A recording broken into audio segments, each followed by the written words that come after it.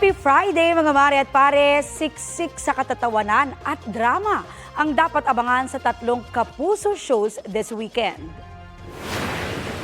Pepito and the gang are going for a trip. Yan ang patikim sa exciting beach anniversary episode ng Pepito Manaloto. Ihanda na ang pangasahatid na laugh trip at good vibes ng Part 1 Anniversary Special bukas, 7:15 p.m. sa GMA. Back-to-back namang mapapanood this Saturday ang veteran actress na si Janice de Belen.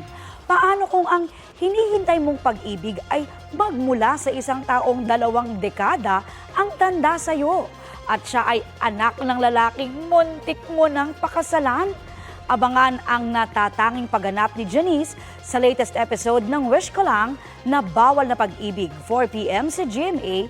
Sa Itim na Duwende episode naman ng Magpakailanman, bibida si Janice bilang inang nasubok ang pagmamahal sa anak na naimpluwensyahan ng masamang elemento.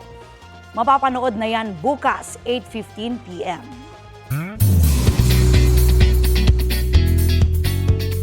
Mga kapuso, bukas na ang much-awaited na Sparkle Run. Kabilang sa mga makakasama ng mga runner dyan, si Kapuso Primetime Princess Barbie Forteza na nakuha na ang kanyang race kit para bukas. Ilan pa sa tatakbo rin sa iba't ibang category, sina Asia's multimedia star Alden Richards at pambansang ginoo David Licauco.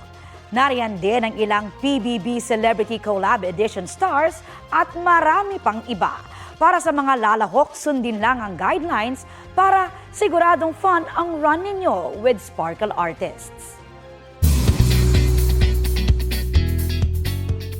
Bukod sa kanyang fashionable at kikay personality, may ibang side pa raw ni Heart Evangelista ang mapapanood sa The People Have Spoken.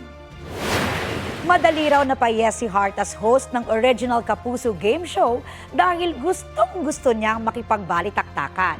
Makikita nga raw sa bawat episode ang pagiging machika niya. Para naman sa katandem niyang si Sean Lucas, surreal pa rin daw ang pakiramdam na maging game master with the Heart.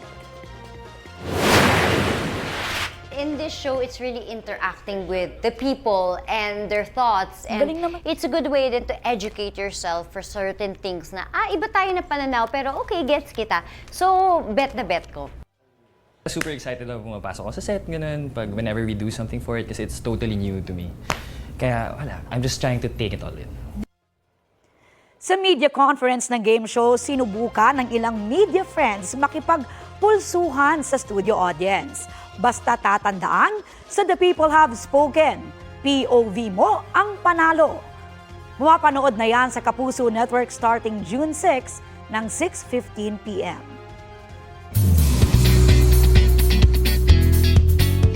Mga kababol, sino ba to napapasok daw sa Bubble Gang para maghatid ng good vibes at magpasaya this Sunday? Ang clue, hinabol, tumakbo at nadapa pa siya sa hagdan para lang makapasok sa sesyon ng katatawanan. Kaya naman mga kababol, walang a-absent ngayong linggo sa Bubble Gang.